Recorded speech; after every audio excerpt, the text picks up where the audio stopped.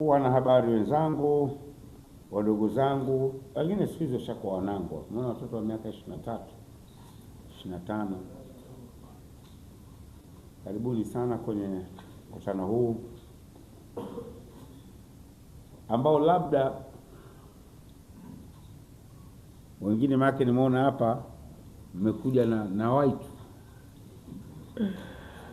lakini mwaita hapa, ndugu zangu wanahabari, nyinyi ndio msaada wetu, nyinyi ndio mnatupeleka duniani, nyinyi ndio mnafanya mambo yetu na majambo yetu yafanikiwe.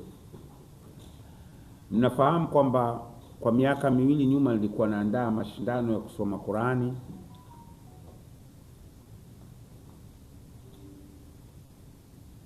kwa watu celebrities na mastaa pamoja na wanahabari watangazaji. Mwaka wa kwanza alishinda ndugu yetu Ngoda pamoja na washiriki wengine walioshindana, lakini mwaka jana nafahamu aliyeshinda ni nani.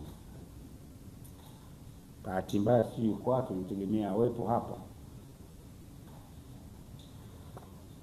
na akafanikiwa kwa ushindi ule kwenda Maka kwa ibada ya umra,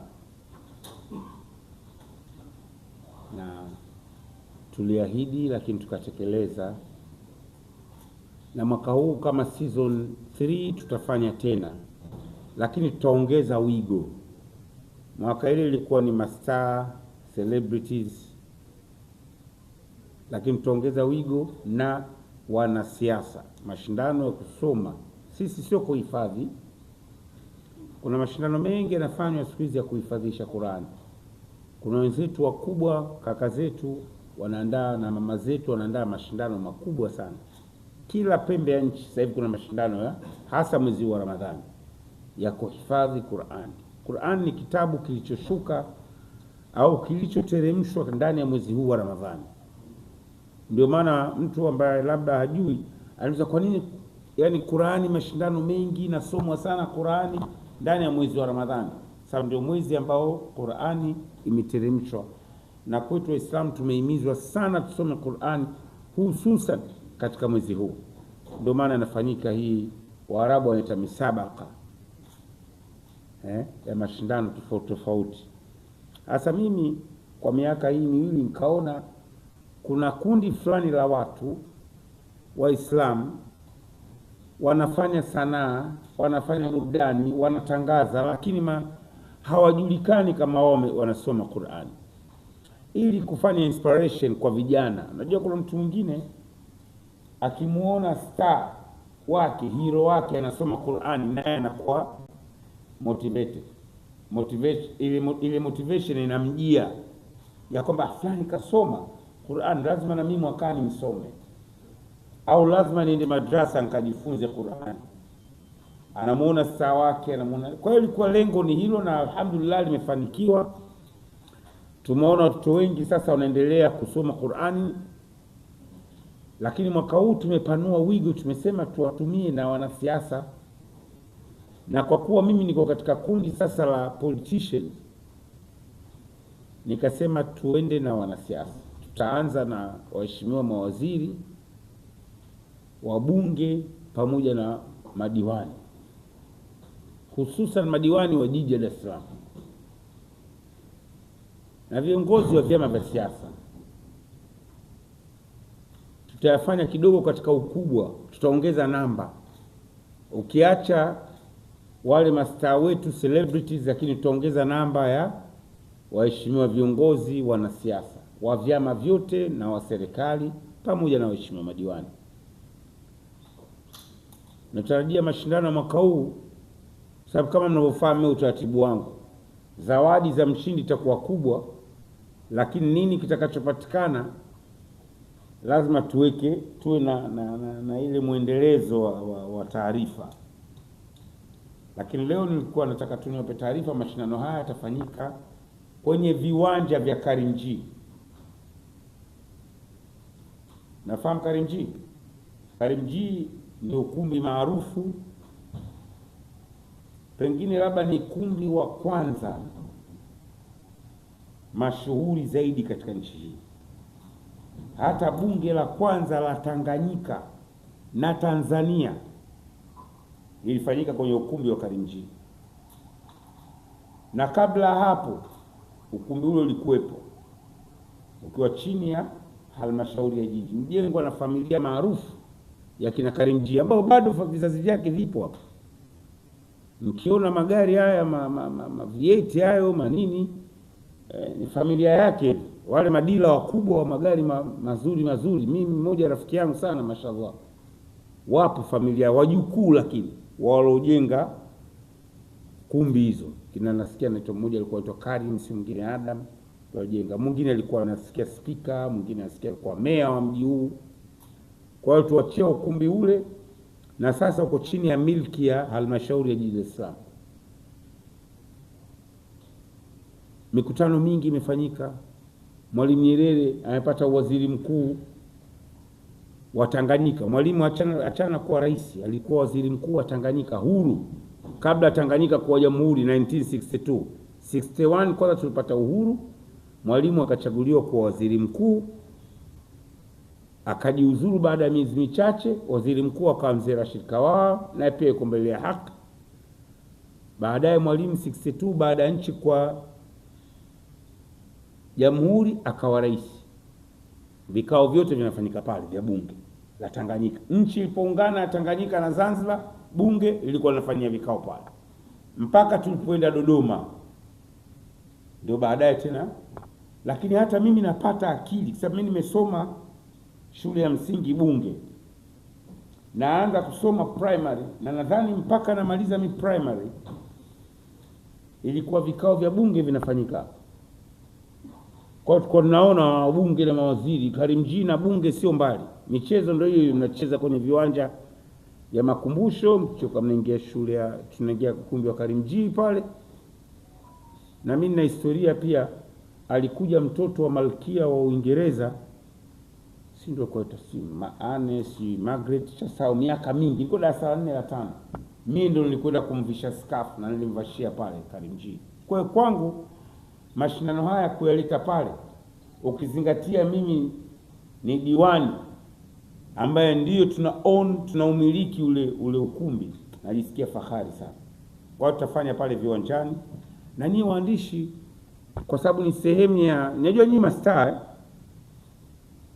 na nini, sehemu ya celebrity. Kama unajua Qur'ani, basi tutatoa mwongozo wa namna ya kushiriki ya mashindano. Tutafanya kwa ukubwa wake tarehe 19 mwezi wa 3 sawa na mwezi 29, yani chungu cha 29. Leo tuko 5, sasa ikifika chungu 29 Kiarabu, yani Ramadhani ya 29, itakuwa tarehe 19 Machi, ndio tutafanya pale. Kila mwaka tunafanya Ramadhani ya 29. Kwa nini tunafanya vile? Kwa sababu siku ile inaitwa yaumu shaqqa, yani watu wanaangalia mwezi. Sababu kawaida sheria inataka mfunge ama siku 29 au 30, depend na kuandama kwa mwezi. Kwa hiyo pale mwezi 29 watu wanasikilizia mwezi muonekane. Kwa miaka miwili tumepata bahati, Idi imetangaziwa pale kwamba kesho ni Idi. Mwaka huu tunatarajia kuwa na viongozi mbalimbali, lakini nao itakuwa ni muendelezo wa story, lakini kiongozi mkubwa, kwa sababu jambo hili tumelikuza, wenzetu wanafanya na sisi lazima kidogo tuwaige. Changamoto zipo, jambo bwana wanavaa makaptura, wasomaji gani hao? Tumedhibiti. Hamna mtu pale amewahi kuja na kaptura, ni mashahidi. Hakuna mtu pale amewahi kuja na kierini, si kierini atavalia huko kwa mama yake au kwa baba yake. Lakini akija pale taratibu ni zile zile za dini.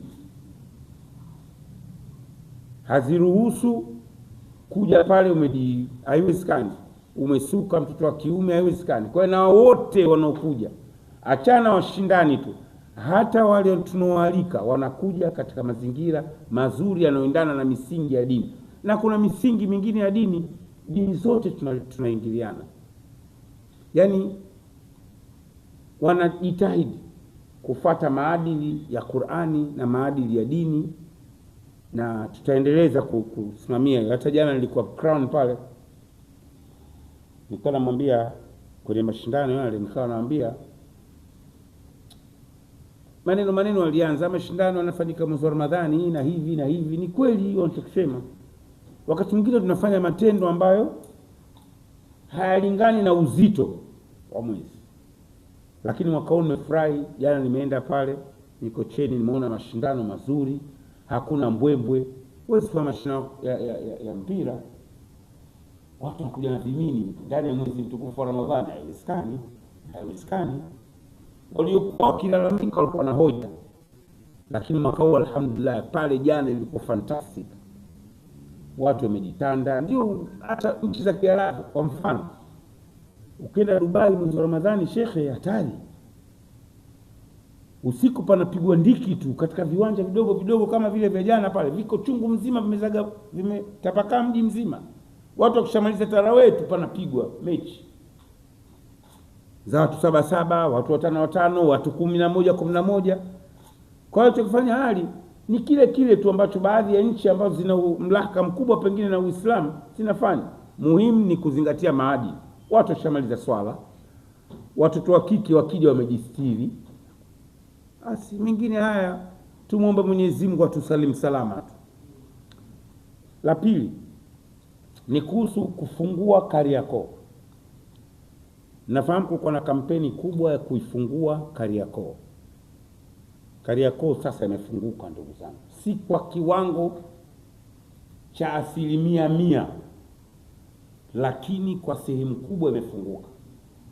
Shukran sana kwa Mheshimiwa Rais ambaye katuagiza au kaagiza mamlaka za mkoa wa Dar es Salaam zijipange na tupangane. Mheshimiwa Rais atumia neno kapanganeni. Nani machinga anakaa wapi? Mfanyabiashara mkubwa anakaa wapi? Boda anakaa wapi? Mama lishe anakaa wapi? Mwenye guta atakuwa wapi? Ndio kazi aloielekeza kiongozi wetu mkuu wa nchi, mkuu wa mkoa wa Dar es Salaam na mkuu wa wilaya Dar es Salaam. Lazima tuwape kongole, wamefanya kazi kubwa na wanaendelea kupanga. Kwa hiyo tunaendelea kupangana Kariakoo. In next few days hakuna mtu ambaye tena atasema siwezi kuja Kariakoo kwa sababu kuna msongamano, siwezi. Hakuna. Kila mtu atakaa katika mahali anapostahili. Wote tutapata riziki. Kuna wafanyabiashara watapata riziki, wamachinga watapata riziki, wafanyabiashara wenye maduka watapata riziki. Maduka yao tena mbele hayatakaa watu kuziba, sababu nao walikuwa na kilio chao. Makaro, mifereji ya maji taka, mmejua kazi tulioifanya. Tulipoingia tulisema hii ndio jambo la kwanza tulipochaguliwa, na tumelianza vizuri kweli kweli. Na nimshukuru mkurugenzi wa halmashauri ya jiji la Dar es Salaam kakaangu Eli Huruma na watu wa DAWASA, wametusaidia kweli. Kariakoo sasa hivi, ile ukipita Kariakoo ilikuwa hivi haipo, na ikitokea tu haraka tunawahi. Na mimi kwa kutaka hili jambo nilisimamie kwa ukaribu, nimehama Masaki, muacha kule, nimekuja site, yani naishi site. Yale matatizo, changamoto za Kariakoo nizifilmi mwenyewe kwetu Kariakoo, lakini katika kutafuta maisha unakwenda huku bara unakaa huku, nimeondoka. Ili zile changamoto, si mifereji ya maji taka, si wa machinga, si bodaboda, nizifil tabu zao zinazopata watu. Malori ambao wanapaki tu wakati mwingine barabarani bila sababu, sasa tunaanza kuiondoa, tunaifungua. Lengo letu ni kila mtu afaidike. Labda nyinyi hamjui, niwaibie siri. Kariakoo ndugu zangu, ule mzigo unaoingia pale na meli kutoka nchi tofauti pale bandari ya Dar es Salaam, wanasema 40% ya mzigo wote unaotoka bandari ya Dar es Salaam, 40% unaingia Kariakoo. Yani uone uzito wa Kariakoo. Yani mingine inaenda Kongo, mingine Zambia, mingine Malawi, mingine inaenda mikoani, lakini 40% ya mzigo wote, na hii kaisema manager wa bandari Dar es Salaam Abeid Galus, kaisema very clear 40%. Yani uone how Kariakoo is big. Kwa mimi sio mimi sio diwani na Nyampipi. Yani 40% ya mzigo unaotoka bandari ya Dar es Salaam unakuja Kariakoo. Kariakoo kwa umuhimu wake, yani ni mkoa wa kikodi. TRA umetokea, kuna mkoa wa kodi wa Kariakoo, hakuna mkoa mwingine wa kikodi nchi nzima hii ila Kariakoo. Tunaingiza a lot of money kwenye mji huu wa Dar es Salaam na Tanzania kwa ujumla. Kwa hiyo lazima kuwe na uspecial fulani, na ndio maana Mheshimiwa Rais ameagiza watu tukajipange, kila mtu atumie hiyo fursa ya kibiashara iliyopo pale, bila kuwasahau watu muhimu sana wa kazi. Wakati mwingine tunazungumza biashara, wamachinga, bodaboda, mamalishe, kuna watu wameilea ile Kariakoo years and years. Kabla hizo biashara kuanza kustawi, kulikuwa na wakazi wamekaa pale kwa vizazi na vizazi na vizazi. Sababu Kariakoo pamoja na sifa zote nilizostaja ndio kata kongwe zaidi katika Dar es Salaam. Yaani ule mji wa Dar es Salaam ulianzia Kariakoo, huko Kivukoni, Kisutu, ndio Dar es Salaam. Zamani maeneo mengine yote yalikuwa mapoli tu. Yote mnawasikia, yote. Mwisho mji ulikuwa pale Ilala kidogo Magomeni ulisogea. Lakini Kariakoo ni kata mama. Kwanza kongwe, kibiashara ni kata ambayo inaingiza mapato mengi. Ndio maana TRA pale ni mkoa kabisa kama ilivyo kwa mkoa mingine, Rukwa, mkoa wa Kigoma, mkoa wa Singida. Kariakoo ni mkoa kikodi. Ni mkoa. Sasa kuna jamii hatuhitaji sana, lakini hii ambayo imebeba dhamana ya Kariakoo kwa miaka, wakazi nao wana haki zao.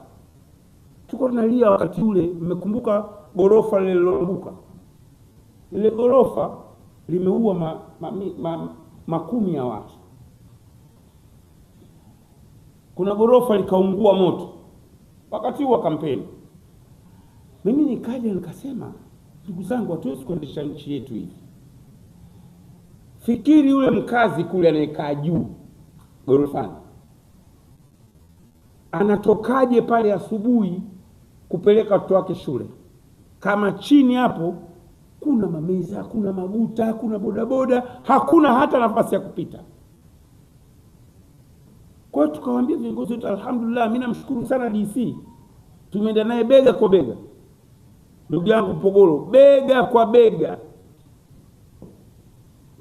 bega kuhakikisha kwamba tunaifungua Kariakoo. Leo ili ambulance inaingiaje Kariakoo? Ilikuwa haiwezekani, nyinyi mashahidi. Si mnaenda kununua pale bidhaa, unaweza kaingiza ambulance. Haya, mgonjwa kutatokea kule au mzazi akijifungua, tutamtoaje kule juu gorofani aje kwenye ambulance bila kuifungua Kariakoo? Kwa hiyo kinachofanyika sio kwamba kuna kundi tunaenda kunaona baadhi ya mitandao yani kama vile watu hafukuzwi machinga, hafukuzwi, hakuna atakayeondoka Kariakoo kwa maana ya kufukuzwa. Lakini lazima tujipange, mitaa ipitike, lazima. No way kwamba mji unakuwa hivi. Sisi tunasafiri kidogo, alhamdulillah, tunaona miji ya kibiashara ilivyo. Kwa hiyo hii dhamira Mheshimiwa Rais ya kututaka tujipange, ambayo kusema kweli Mheshimiwa mkuu wa mkoa, mkuu wa wilaya na mbunge wetu, sisi tuna bahati, mbunge wetu sasa hivi ndio spika, wamekubaliana na wanamuonyesha nia ya kusaidia watu wa Kariakoo, jamii ya watu wa Ilala, jamii ya watu wa Dar es Salaam na wa Tanzania kwa ujumla. Ndugu zangu, la mwisho katika hili, hizi nchi hizi za jirani zetu, Kongo, Sudani Kusini, Malawi, Mozambiki, sijui nchi gani nyingine, Burundi, Zambia, wafanya biashara hapa ndio sehemu yao, ndio hub yao Kariakoo. Kariakoo ile chini mnaiona, chini na ile juu mnaona ile magorofa. chini kule kuna magorofa matupu kule chini, magodown. Ndio maana nyinyi huyu aje anatuongopea 40% ya mzigo wa bandari. Kariakoo ni mji, yani ni mji ndani ya mji. Yani kuna Dar es Salaam afu kuna Kariakoo. Sasa 40% ya mzigo unaotoka bandari ya Dar es Salaam unaingia pale Kariakoo. Ndio maana wafanyabiashara wa hizo nchi zote wanakuja pale Kariakoo. Kwa hiyo tutaendelea kujipanga, tutaendelea kuwekana sawa. Katika wiki chache zijazo itakuwa imefunguka yote, awamu kwa awamu. Hata pigwa mtu kofi, hata finywa mtu, hata dhulumiwa mtu, hata onewa mtu. Maana kuwa kiongozi ni kuwa karibu na watu, lakini wasionee watu. Hawa machinga pia nao ni watu, lazima tuwape haki zao. Waendesha bodaboda watafuta riziki zao, tuwaweke tu bwana, nyie bodaboda mtakuwa mnapaki hapa. Sababu bodaboda wale sio wapokea, unajua mawinga kachukua mzigo duka fulani peleka sehemu fulani, anakuja anachukua mzigo anaondoka. Lakini sio kwamba haiwezekani. Malori lazima yawepo, lakini kwa utaratibu gani? Maguta lazima yawepo kwa utaratibu gani? Kwa hiyo naendelea kujipanga. Nimshukuru sana Mheshimiwa Rais. Hili nimetumwa na watu wa Kariakoo niliseme. Sasa yangu alikuwa hayo. Najua na nyinyi mna yenu. Sasa leo sio siku yake. Leo siku yake ni hayo mawili. Mkanitangazie mashindano yangu. Mnanisaidia. Mwaka jana mmenisaidia sana. Sana, sana, sana. Mlihype. Na mimi mwenzenu, mimi nimetokana na nyinyi. Mimi nimekaa kwenye industry. Sasa huu mwaka wa 25, 26. Kwa mimi mwenzenu, wengine hamjazaliwa, mimi nipo. Mwaka 2000 kuna watu hawajazaliwa. Lakini mimi mwaka 2000 ndo naanza kazi pale Radio Uhuru. Kwa mimi kaka yenu, mkubwa wenu, mnisaidie. Haya mashindano yakifanikiwa, mmefanikiwa nini na nini, nasema bwana sisi waandishi wetu na mashindano yetu bwana. Tuna mashindano ni sehemu yangu. Kwa hiyo naombeni mnisaidie, lakini pia muione Kariakoo ni yenu. Msiogope. Na kuna fursa pale nyingi. Mje kutumia hizi fursa. Acheni kukaa tu kila siku baki na kamera tu, kila siku kalamu. Na nyinyi tafuteni fursa za kibiashara. Ndugu zangu wana habari. Msikae tu mkaendelea kupiga mark time kila siku mnaajiriwa tu. Hapana, hapana. Mimi nafurahi kuona na nyinyi mnanyanyuka kimaisha. Na nyinyi mnatafuta fursa zilizopo kujiendeleza kimaisha. Msitegemee maisha yale kila siku tabaki pale pale. Hapana, hapana. Lazima mtumie fursa. Kuna mikopo ya vijana, kuna mikopo ya walemavu, kuna mikopo ya kina mama. Muitumie kweli kweli. Yaani ipo mikopo. Mimi ndio zamani nilikuwa wakati mwingine wanasiasa wanapiga porojo. Na yaona yale mafungu ya mikopo. Mimi si niko kwenye vikao. Ya halmashauri naona ile hapa fungu ile hapa mkopo ile hapa. Wakiangalia vijana hawajajipanga. Tena yako mikopo ya vikundi, na kwa sheria sasa hivi hata mtu mmoja ili mradi umejipanga kwa mujibu wa kanuni unakopesheka. Kuna 10% ya mapato yanakwenda kwenye mikopo inawahusu nyinyi. Lakini hapa wallahi nikiwauliza nani hapa kajiunga kwenye kikundi cha hamna? Hapa hamna. Hapa nikiwauliza nini? Mna online media chungu mzima. Mmeenda kuomba mikopo mkajimobilize mkakaa mkasema sisi tunaweza tukaombe mkopo. Hakuna. Waandishi mko zaidi ya 100. Lakini ukimauliza mmoja au muomba mkopo 10% ipo kwenye manispaa yako unaoishi. Acheni uoga. Mikopo ile sio kwa ajili ya watu fulani na nyinyi inawahusu. Sawa? Haya, niulizeni maswali. Najua na maswali mengi lakini sitajibu. Ningependa maswali yanayohusu hii mada.